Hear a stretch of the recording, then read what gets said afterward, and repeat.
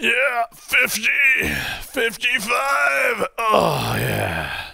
That's good NAS. Today, we're going to talk about NAS. This is a NAS, if you didn't know what one was. I was lifting it because I needed to get some exercise.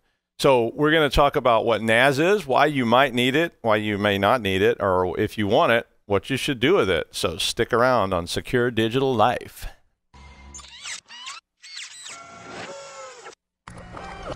This is a Security Weekly production. Welcome to Secure Digital Life.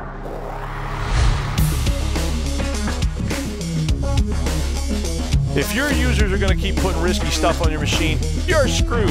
So Tom can help us understand the complexity of blockchain. I was reading through the show notes, man, and Oof. In binary, it would be 001. Who cares? But it's probably not significant anyway. It'd be like you're looking out through the HAL dot, you know, like, hey, Dave. it's like Sims, but with, you know, It would be like I Sims. instead of AI, it's I.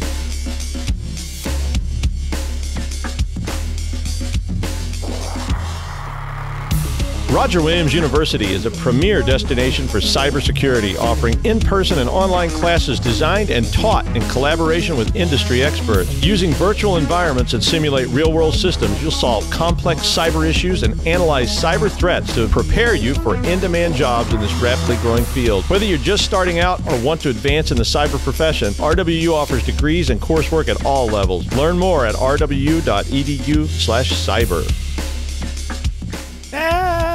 And we have a sponsor now. Do you see that? Cool. We also have a new front intro thing. That's pretty cool too. But hey, why not?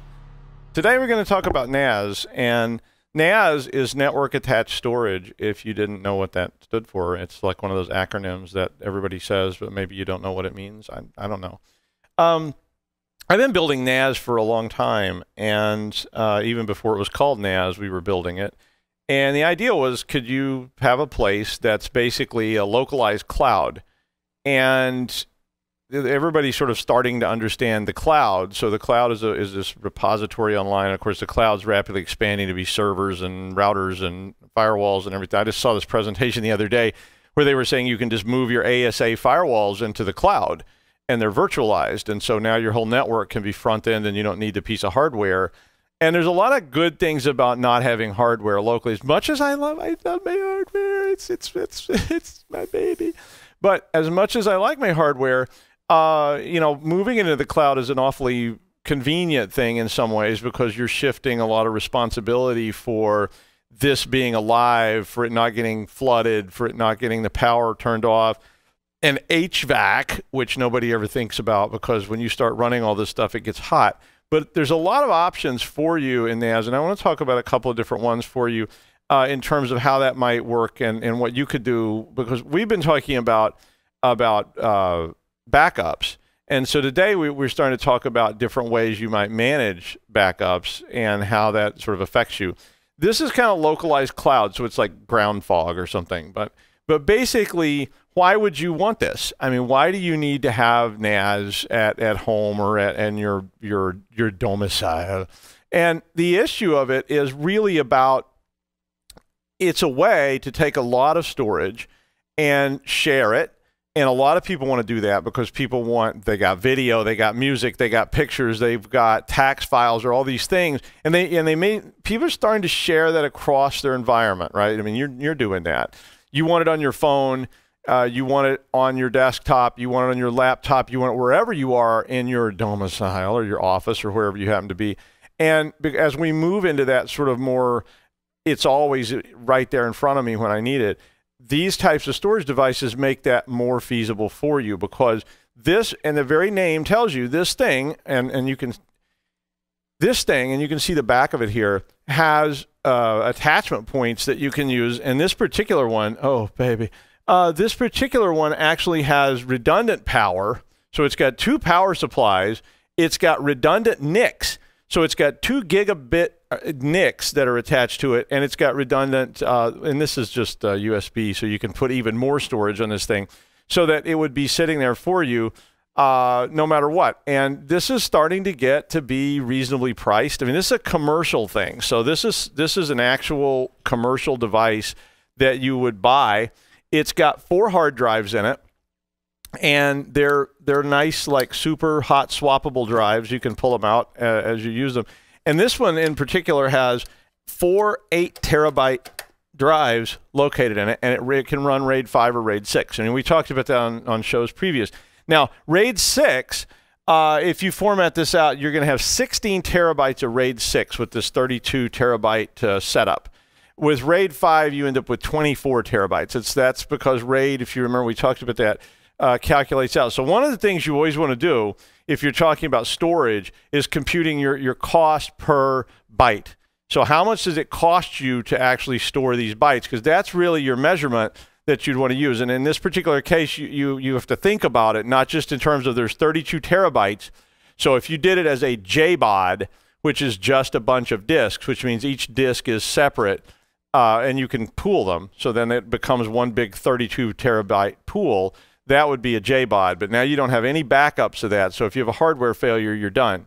And in fact, the JBOD, the whole thing may fail if one drive fails. So if you do it as RAID 5, you'd have 24 terabytes of storage. So you could divide that into the price by 24 terabytes and figure out how much per byte.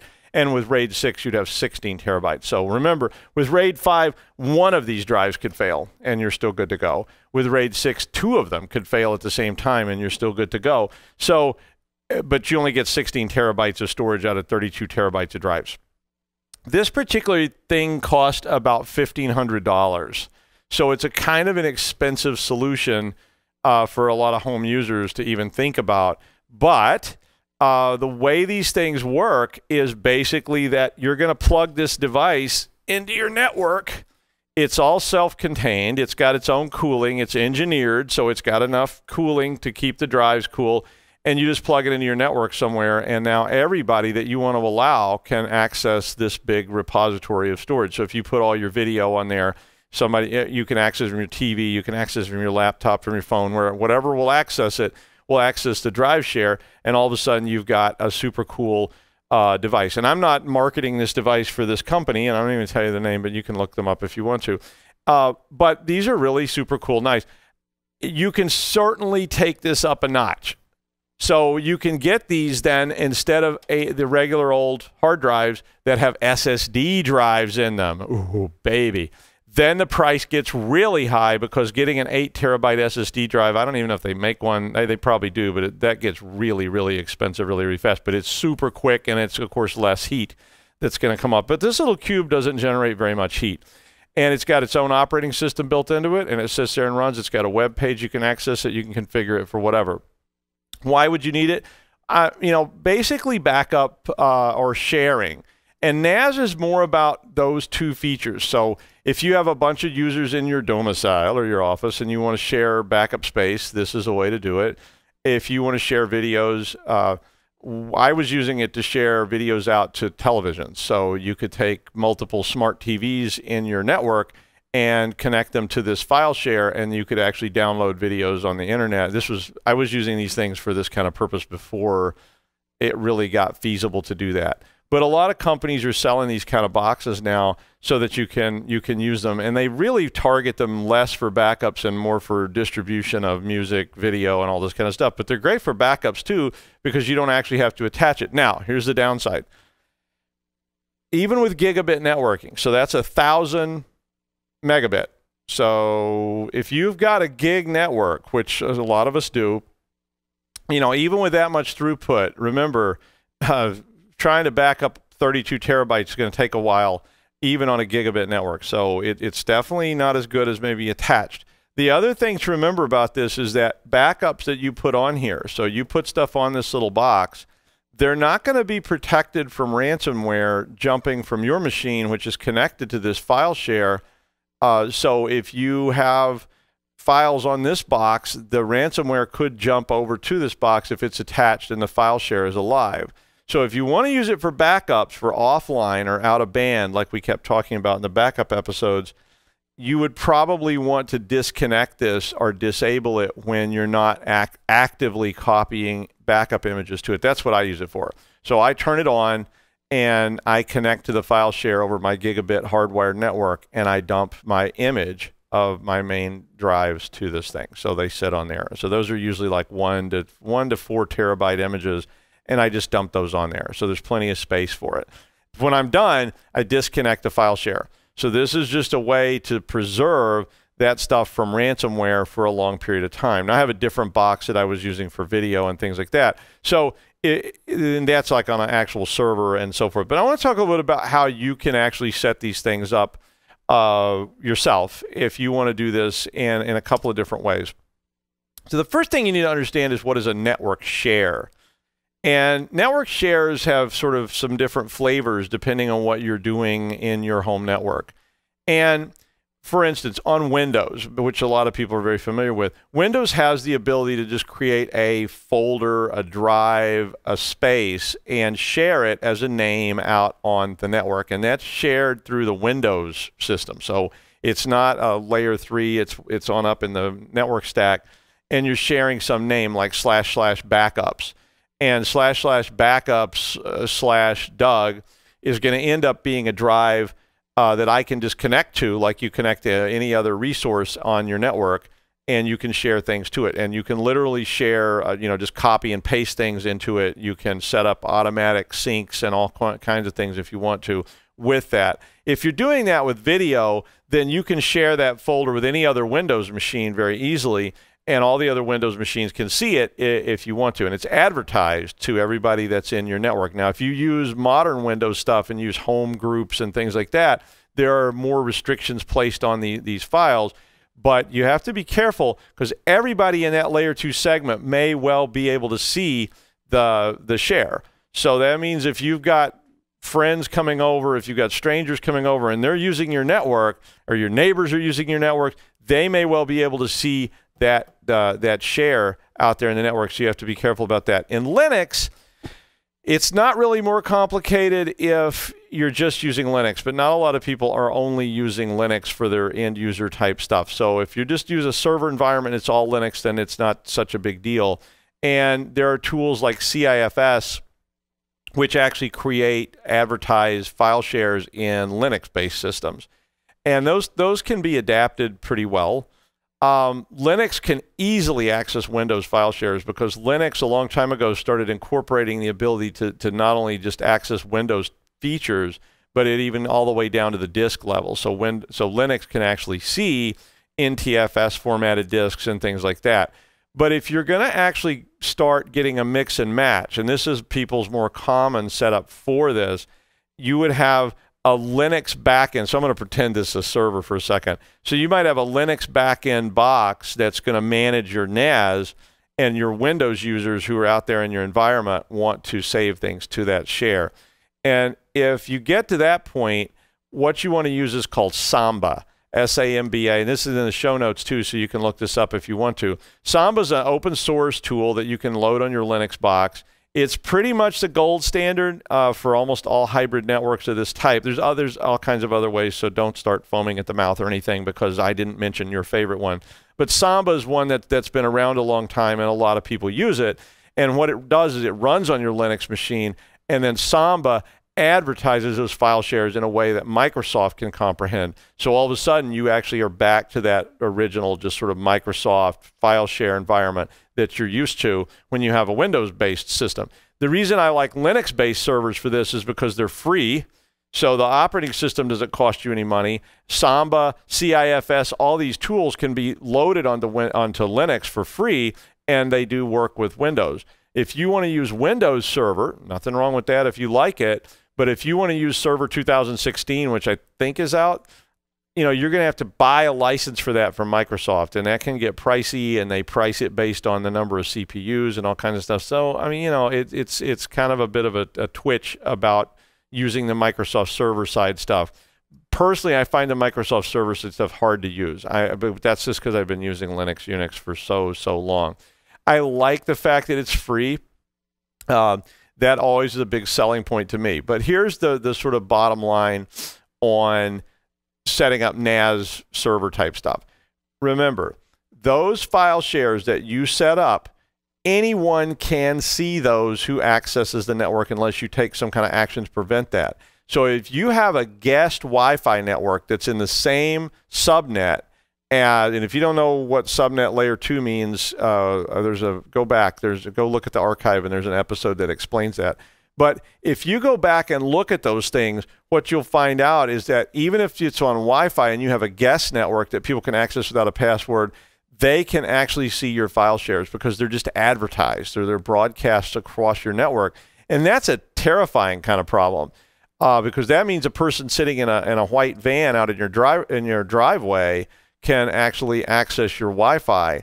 And if they can access your Wi-Fi, they can access your file shares. And if they can access your file shares, well, that's what they go after. So if you've got video and pictures and things stored in file shares, that's a really easy thing for people to get to. Likewise, if you have friends, family, children, relatives that drop by all the time, you may actually have a kind of a security hole there, in the sense that, and I've seen this a lot. This is what I do when I come visit people. That's why I never get invited to anybody's house anymore. But, you know, I'm like bored, so I sit there and I start looking at what's available. And what happens is you think, well, the only people using our network are our family. And, you know, so we trust our family. Oh, if you do, great. Then, you know, your cousin comes to visit and stays for a week, and they want access to your Wi-Fi, and you give them the password and they log in. Okay, so now your cousin is on there. Well, then your cousin, you know, meets a guy out on the street who, you know, is maybe disreputable and brings him home. And then you come back from work, and all of a sudden this cousin that you don't know and their friend is sitting on the couch in your living room, and they're all sitting there with their devices open, and you're thinking, wow, they can access all of our file shares. And I don't know who this guy named Herbert is. You know, maybe he's, not that that really happened or anything. But, so all that said, so the security piece of this is you need to start thinking about how to set permissions on file shares that you create. And you should do this wherever you're doing it, whether you're doing it at home or you're doing it at work or anywhere else. Because I see people all the time, when I used to audit companies, I would see people who had their laptop at work and they had shared a folder, you know, maybe with their boss or somebody, but they didn't set any permissions on it, so it was just shared to everyone.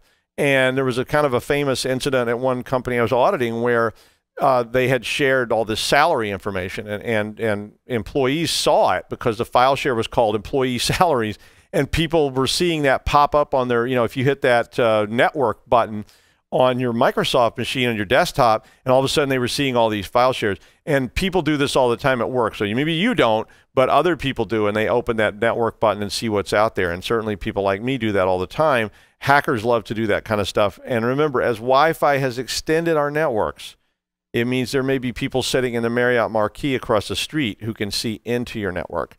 One time I was at the Marriott Marquis in New York, and I was actually able to see a person in an apartment across the street, and I could actually see their file shares, of some of which had pictures and all kinds of stuff, and I actually had write privileges to it. So you need to figure out how to set permissions on those file shares so that only users you allow can access that, or you may well get in trouble even at home, because eventually somebody's going to jump in, and maybe just they're not even doing anything intentional, but you've got your dissertation in a folder called this, and you know, you share it across the house so you can get to it whichever room, you know, where the spirit moves you, and you decide to write a page, and someone sits down and overwrites it with a file with the same name because they didn't know what it was, or they delete it because they needed space. And I had a person contact me about this. Didn't happen to me, but I had somebody contact me with it, and that was exactly what happened. And their spouse deleted their dissertation because they were trying to make room to save a bunch of family photos, and the drive said, "Oh, drive almost full." So they went in and saw some folder that said "disk this," and they thought, "Oh, that means get rid of it," and they hit delete, and it was gone. And then they saved a whole bunch of stuff to the drive, and guess what? It overwrote all that space. So all of a sudden, there's this. So in Linux and everything, you can build these things and essentially roll your own, which is a really cool thing to do. So if you want to do this, I want to give you some steps and pointers, and it's something you can research and you can set up and do very easily. It's a great way to learn about file shares, operating systems, file storage systems, and hardware, all in sort of one exercise that may get you something at the end of it. So if you want to build NAS at home, the first thing you need to decide is who's going to use the share and what operating system is going to be in use, or operating systems. So you got to get those things put down first, and understand that we're all Mac users, or we're all Linux users, or all Windows users, or, you know, guess what? We've got some of everything. So at our house, we have some of everything. There are a lot of factors you may have to take into account, like Active Directory and LDAP and all the. If you have all those things at your house or at your office, those things may affect your ability to write to a file share and so forth. So you may want to think about that. Most people at home, the only thing they have using is something like Home Group or something from Microsoft. So it really won't be that big of a deal if you are doing it at home, because you should be administering it. The first decision you have to make then is about hardware. Are you going to roll your own, which is cheap because you can use old hardware, or are you going to buy something? And, if you want to sit down and buy something like this cool little gadget here, this is $1,500, but if you have some old machines sitting around, you may be able to take hard drives out of them and build your own sort of JBOD arrays. You can certainly buy pieces and modularize it. Like if you go to PC Pit Stop or somewhere like that, you can buy like rack-mounted. I usually build rack mounts with 24 drive bays in them, and you can plug drives in there and then build your own NAS from that. What OS is going to run on the NAS? This is a big question, and I'll talk a little bit about that in a sec. How much storage are you going to need? Do you need 1 terabyte, 50 terabytes, 2 petabytes? I don't know. You need to figure that out because it really affects what this is going to cost and how you're going to build it. How are you going to use it? So how's the storage going to actually get used? Is it backups? Is it video? And because that determines a lot of throughput issues and so forth. And then how do you control access to all this stuff? Because that share is going to be sitting out in your network. So if you want to roll your own, I recommend at least a place to start if you're trying to learn about this is something called FreeNAS. And FreeNAS is a Linux distribution that has all the management tools already built into it. And it was the first one I ever did was FreeNAS. And FreeNAS has got a PHP website that starts. So once you install it all, put it on a server. You need it to be a fast server because this is not a number crunching box. This is just a storage box. And if you're just learning, it's fine to build it on a little dinky box and just get it working so you understand all the ins and outs of it before you try to build something big. But FreeNAS has got tools you can use to manage permissions. You can use it to manage the shares, what they're called, how they're distributed, all kinds of stuff. That box also has CIFS built into it, so that CIFS does allow Windows shares. Instead of using Samba, they use CIFS, and it allows you to share all that out. It supports software RAID. Oh, I don't like software RAID, but we'll talk about that in a sec. Well, actually, I should talk about it now. Hardware RAID is what I've been talking about a lot, although RAID is the same. RAID 5, RAID 6, RAID 0, RAID 1. We've talked RAID 1.0. We talked about those things. Whether it's hardware or software, the RAID protocol itself is the same. So the way it formats out, the way it saves drives, the way it manages things is all the same, regardless whether it's hardware or software RAID. The difference is that hardware RAID has designated processor. It's on a card that is going to manage all your RAID devices. So you plug all your RAID devices into that card, and the card manages your RAID. Now, sometimes you get motherboards that has RAID built into it, but it's rare to see motherboards with for home users with RAID 5 or RAID 6 built into them. It's usually RAID 1, RAID 0, and and people don't even know why they're using it, and they use it. But if you want hardware RAID, you typically buy a RAID card, and that RAID card's got a processor dedicated to it, and it has built into it a battery typically that allows the RAID to spin down. And that's what happens when you have a power outage. So the card keeps running and it clears the caches and it spins all the drives down even if the power has failed otherwise. And that's what that battery does. Software RAID is exactly what the name implies. It's an emulation of RAID that's managed in the operating system. So now that means, and it works fine for home stuff, it means that your operating system and your CPU in your system is going to manage all your RAID applications. And that's, I don't like it because you're really, if that machine's being used for anything else, it's going to really get blasted because the RAID does take a lot of, crunch time. So I'm not a big fan. There's a lot of other reasons that software RAID fails. So if your system crashes, for instance, because the software RAID is running in memory on your system, if you lock your system up playing a video game, you lock your system up or your cat pulls a plug, that software just poof, and then all of a sudden everything is gone. And you get corruption and all kinds of problems. But not a fan of software RAID, but it does support it. It also supports hardware RAID. So FreeNAS will let you run that RAID box. If you're going to do Linux, be sure the RAID card you're looking at supports Linux, and that the Linux distro you have supports that RAID card, or you're going to get into a big, giant mess. And you'll have to be rebuilding kernels and all. You don't want to do that. But as it is, you could take just about any old computer, because Linux is really small and it runs really easy, and you could throw free NAS on it and you could experiment with this. And that's what I suggest. So get 3 of the same old hard drives, and you can buy old hard drives on eBay. You can buy them, you can buy small hard drives or whatever. Pull them out of old machines you got sitting around or whatever, as long as they're the same. Slap at least 3 of them in there and run a RAID 5 free NAS. And you can do software RAID for that because you're just trying to learn how it works. And the software hardware is pretty much going to be the same thing for that purpose. But remember, if you're going to do this for something serious, hardware RAID's probably your way to go. I know there's some software RAID people out there that are going to get upset. Remember, though, this experimental system you're building, this old system, old hard disks die screaming, always. And when old hard disks die screaming, that may happen sooner rather than later if you're playing around with old junk that you had sitting in your basement for 2 years. It's great to play with. It's great to learn from. But when you start talking about your backups and other things like that, you may want to seriously consider pulling that down and sitting with it and saying, okay, maybe I'm going to hold off on that for a little while. So just to keep you informed of that, in terms of those old drives. So if you want to start doing stuff serious, you may want to put it together. But I like that because I can practice, and if I screw up, so what? I can wipe everything and start over, and that's the beauty of all this free stuff that's there. Operating systems, then. I love Linux. I've liked it for years. It's free. It's fun to play with. It is very versatile, but it does have a lot of twitches with it that can be a problem. How much storage do you need? A lot is always better, but it gets expensive. So remember, RAID eats up your disk space. I did put some links to some RAID calculators on there. So if you want to see how much you're going to get for RAID 5, RAID 6, I would strongly encourage you to use some RAID 5 or RAID 6 setup for your NAS. So if you get a drive failure, you can replace it and you won't lose everything. Because if you just slap them all in there, it's going to be a problem. How will you use it? Movies, pictures, music, or is it just backups? If you're backing up 3 laptops that each have a terabyte and everybody wants to download offline videos, we won't say what kind. You can choose whatever kind of Disney videos. You could put all that stuff on there, but it may determine that you need a lot more space. So if you're going to use it for that, if you're going to use it for backups, just be sure and remember it's not necessarily an out-of-band backup if you leave it connected all the time. So if it's always plugged into your network, you got a bit of a problem there. Access control. Use permissions, logins, and file permissions. Don't share a password to everybody in your household, or they'll have a friend come over and that person downloads, all their child porn onto your machine. Oops, that's really, really grim.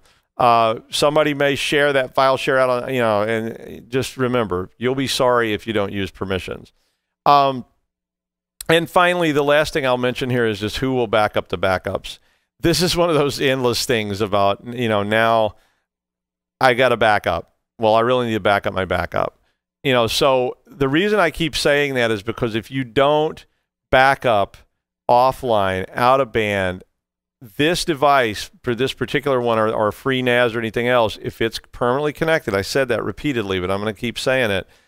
If it's connected, that means that somebody in your network can accidentally download malware, and that malware is going to jump right across the file share and get written to this thing. And then this thing is infected with the ransomware too. And then when it encrypts everything, it's going to encrypt this just the same. So if your backup's on there in the encryption, you're not going to be able to get it. And when you can't get your backups back, you're going to be really, really sorry, and you're going to yell, "Doug, why? Con!" But the truth is that you do need a backup somehow of the backup. And if this is it, and this is what I was using these things for, was to put my images on, I disconnect the file shares then when I'm not using it. And that way, I can at least rest assured that I've got an offline backup somewhere from some point in the past. PC Pit Stop with a dash is a great place if you want to buy actual chassis and things like that. They're expensive. I just before the show, I went on and jumped in and did a 24 bay, 2 terabyte drive array without SSD, and it was going to be right around $7,000, which is cheap.